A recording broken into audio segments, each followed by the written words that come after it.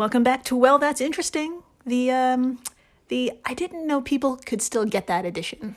Oh my God. I'm so pumped about this one. I actually know the title to it and I cannot wait. Yeah. I cannot wait. If you're joining us today, you've probably seen the title. This is In-Betweeni 033. Someone didn't get COVID, but got the plague. Fuck yeah. And someone else got a worm in their tonsil. Oh my God. Yeah. Both of these are like worst case scenarios. Oh, yeah. They're pretty bad. They're pretty awful.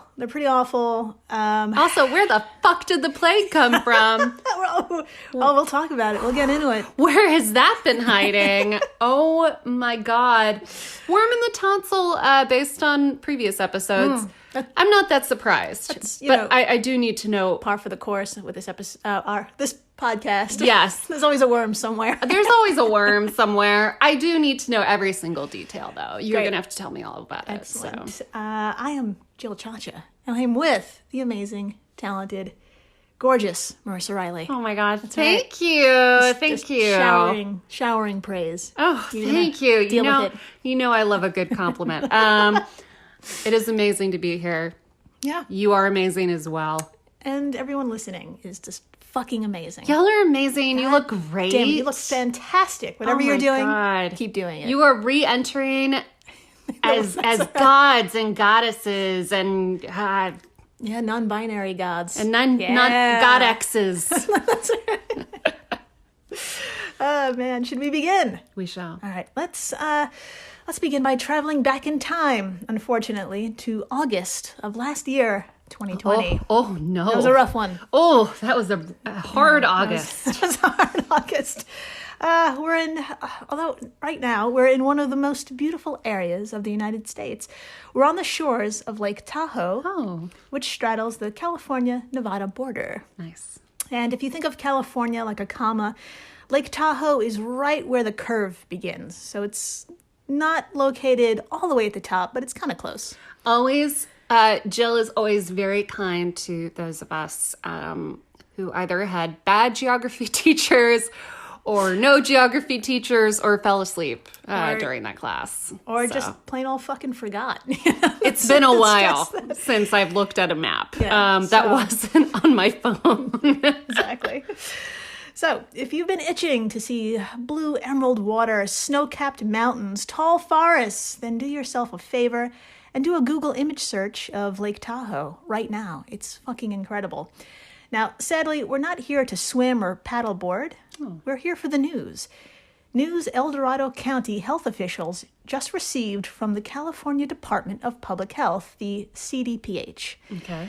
Well, I'm just going to cut to the chase. The CDPH told El Dorado that a South Lake Tahoe resident has tested positive for plague. Jesus Christ. Mm-hmm. I love that in this gorgeous, inland paradise. Yeah.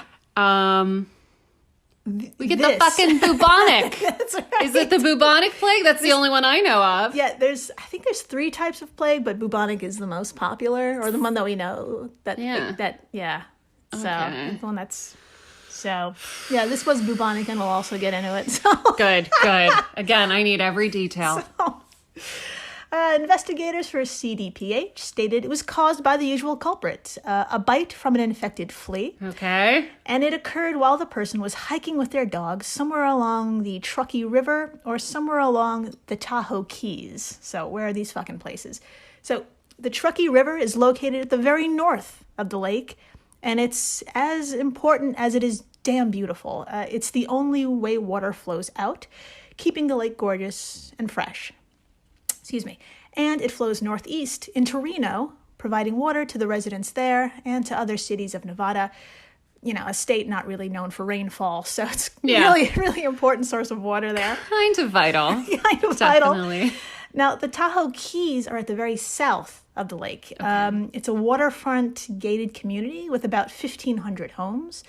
It was constructed in the 1960s when planned communities were all the fucking rage and people gave no fucks about the environmental damage or the effects of introduced plants and fish and shit. No, just give me a fucking dwelling. Yeah, exactly. A fucking range, a fucking... Yeah. Gated yard. Yeah, exactly. The quote-unquote planned paradise shit. Oh, dear. According to Wikipedia, quote, its construction destroyed half of the upper Truckee Marsh, the primary filter for river water entering the lake, and has since been called the most environmentally damaging intrusion on the lake shore in Lake Tahoe's human history. Oh, my God. That's embarrassing. I know. Now, that was a huge side note, but when I read that, I couldn't not bring that shit up. Oh, no. You have to. Yeah, so we'll leave suburban expansion for another fucking day. What I meant to say, like, in this episode, that this person, like, is an avid hiker, and they could have been bitten anywhere in the northern area of the lake all the way down to the southern area of the lake. So we can't identify what part. No. And believe it or not, that's typical. It's not unusual. According to El Dorado County Public Health Officer Dr. Nancy Williams, quote, plague is naturally present in many parts of California, including higher elevation areas of El Dorado County. Oh. End quote. My God. Okay, let's just pause for a second. I know. Did they just say it's common to find the plague in California? Yes. That's the shortened version. Yes. Mm-hmm. What? Yes. I thought the plague was gone. No. The plague is still with us, and it's probably kicking back wherever you do your outdoor activities. Yeah. I knew there was something up with fucking hiking. I told you guys, it's dangerous walking. You want to take a walk, take a walk. Walking in the woods? Yeah, man. I've seen too many horror movies, and now the plague. I'm kidding. Go hike, do whatever you need to do, but be careful. You can do, yeah, exactly. Be careful. I'll stay home. We'll talk about, I will also be home eating like burritos and shit. There you go.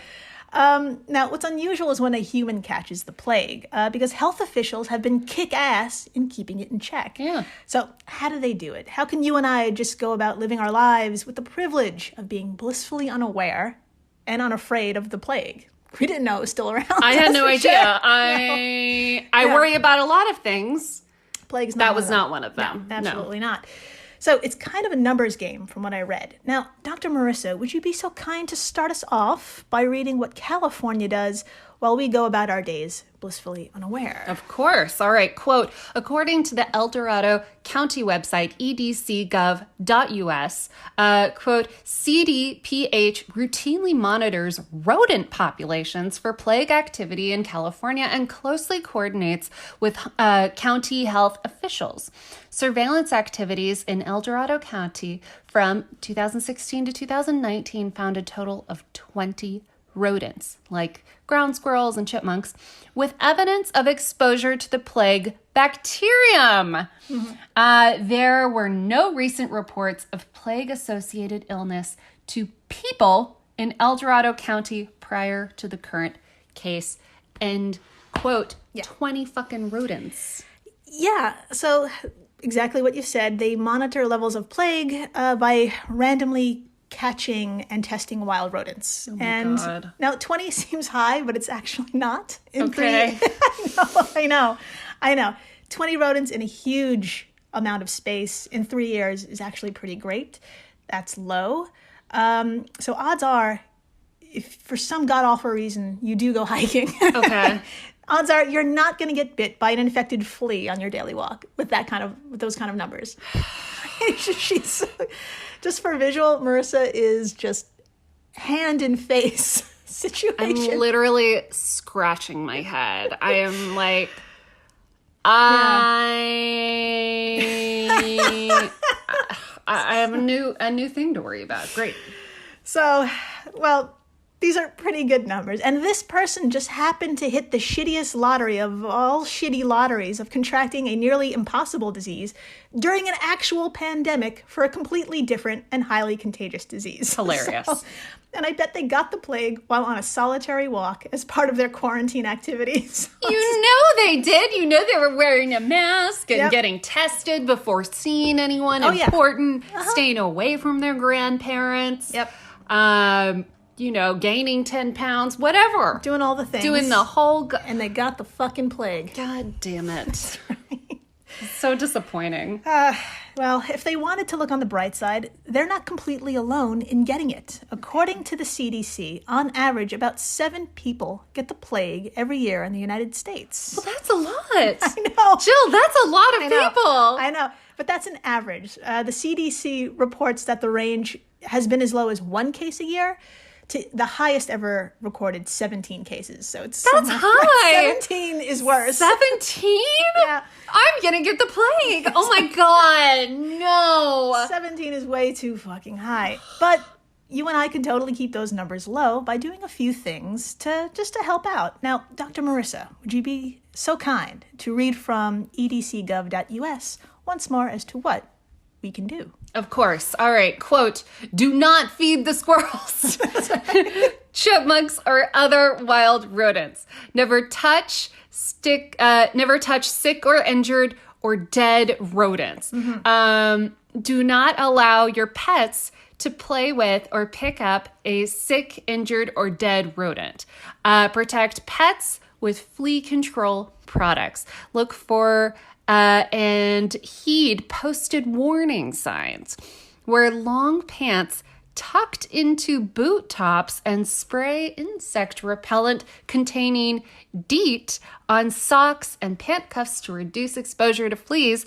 Do not camp, sleep, or rest near animal burrows or areas where dead rodents are observed. End quote. So basically, they're once again reinforcing the fact that I don't like camping. That's right. So now I have another excuse not to camp, which is I don't want the plague. As we re-enter the world and we get invitations, just say, and God forbid someone wants to go on a hike with you, just bring this up. Just bring up this. Yes. This podcast is so helpful. For our introverts out there, Yes. If you are getting nervous about how you're going to cancel plans, just listen to us. We'll give you advice. Stop using one plague and use another. There you go. As an excuse. I'm just saying. So helpful. Yeah. Okay, so thank you, Dr. Marissa. Now, that was a short list, and there's a reason why we stopped at camping. Okay. Now, the 2020 case was the first case in 5 years in California, so the state had a really good run. It was probably inspired by the last cases, plural, which took place in 2015 on a very popular camping site, a little place called Yosemite National Park. Oh, I've heard of that one. Yeah. Now, according to CBS News, quote, a child fell ill with the plague after camping with his family at Yosemite's Crane Flat campground in mid-July.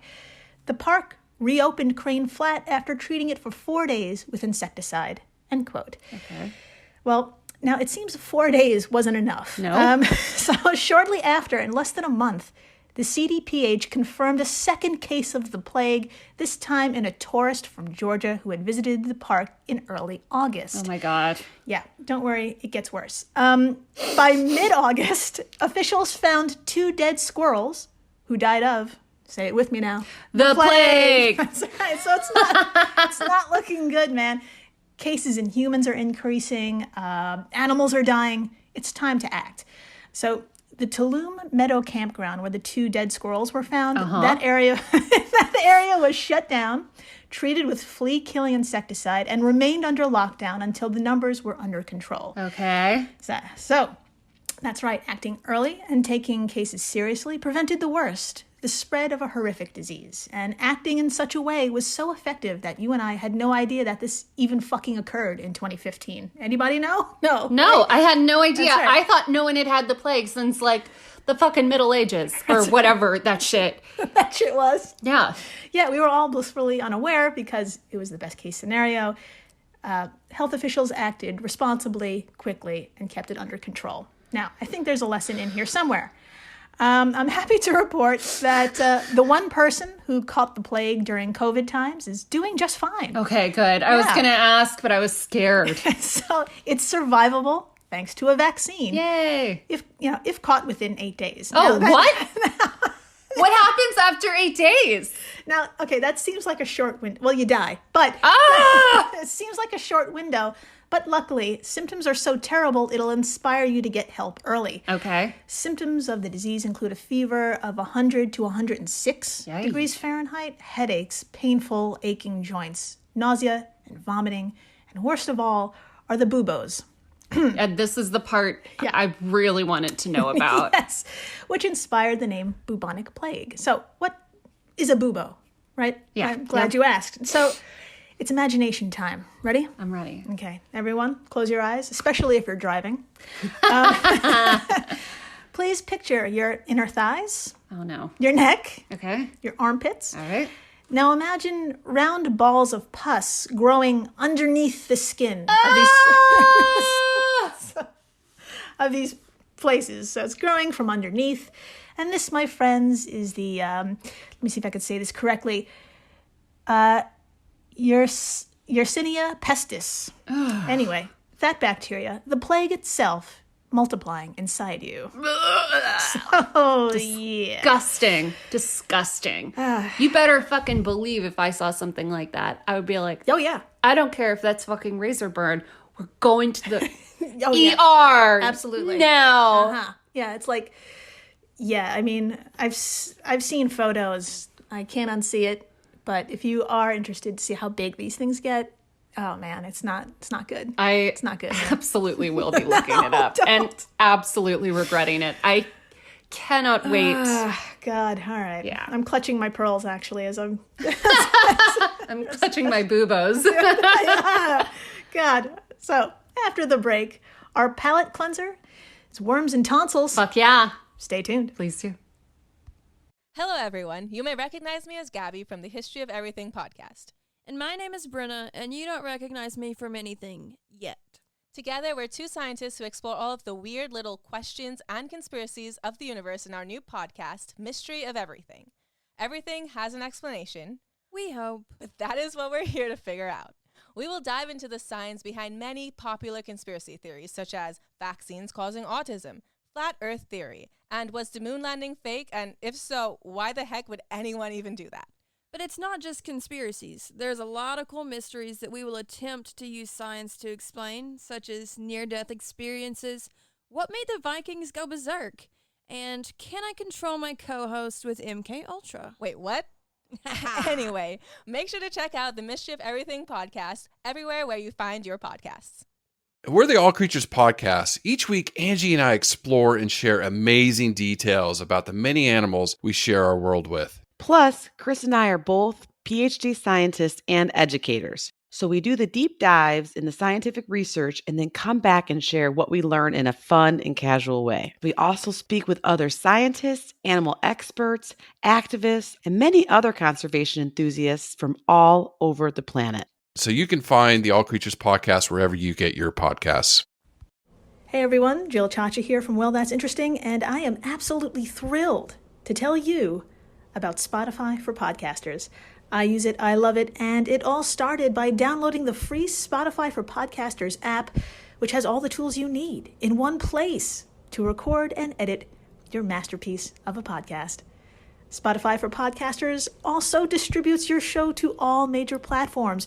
So when you hit publish, your episodes will stream not only on Spotify, but I'm talking about the Apples, the Googles, Stitcher, Good Pods, the other ones.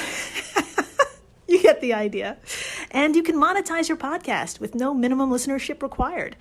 You could also set up monthly subscriptions and record ads just like this one. So what are you waiting for? Download Spotify for Podcasters today and start changing the world. Oh, and please, stay interesting. And we're back. We are so back. We're so back, and unfortunately, we're sticking around 2020. Fine.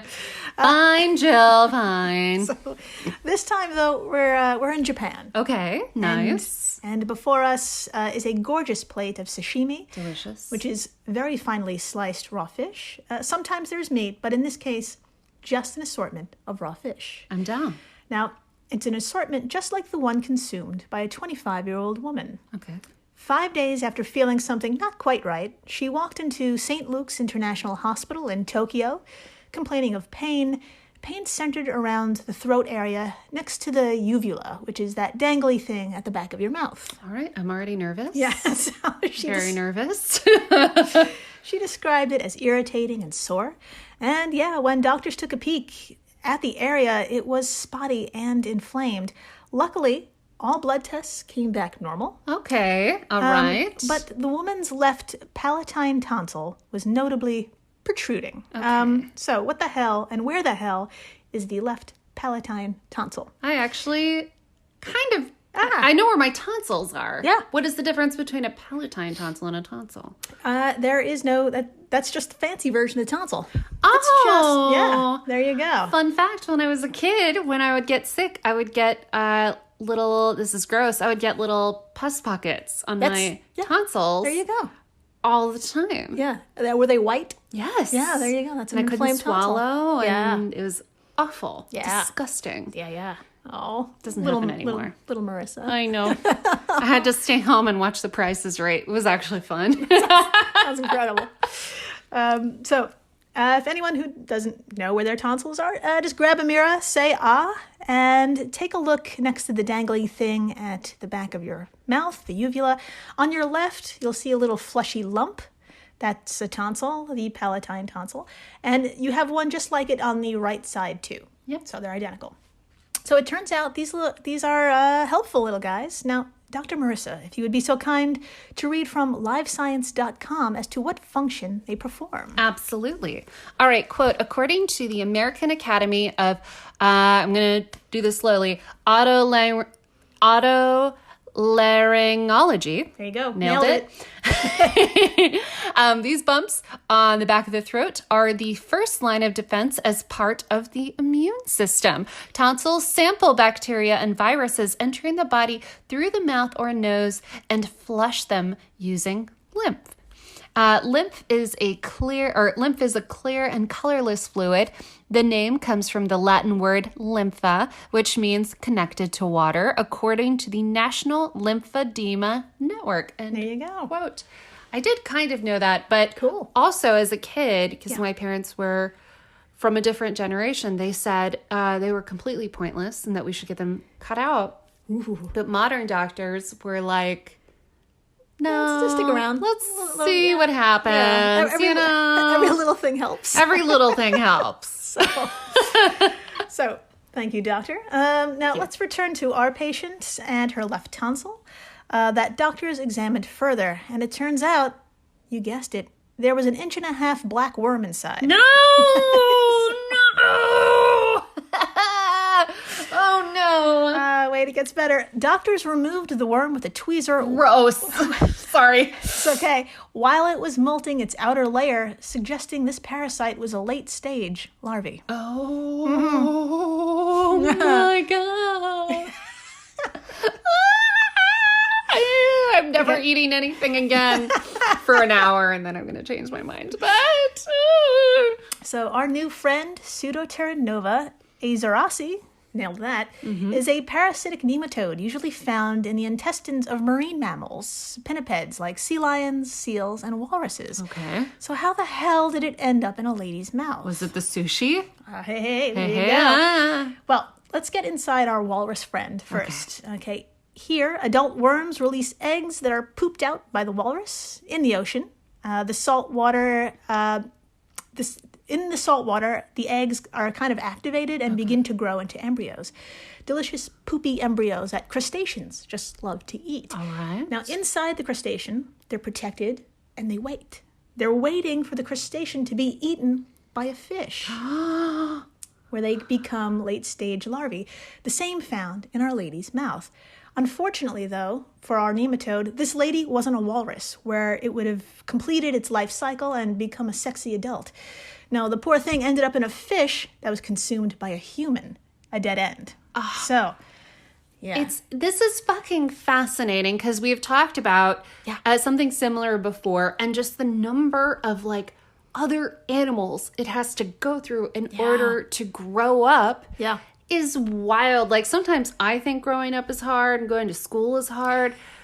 This one had to pass through like 8 different intestinal tracts. That's right. This one was literally shit out Yes. of multiple animals. Yes. Just to survive That's right. as a baby. Yeah, so if you had a bad day, you didn't pass through a walrus asshole. There you go. Friendly reminder.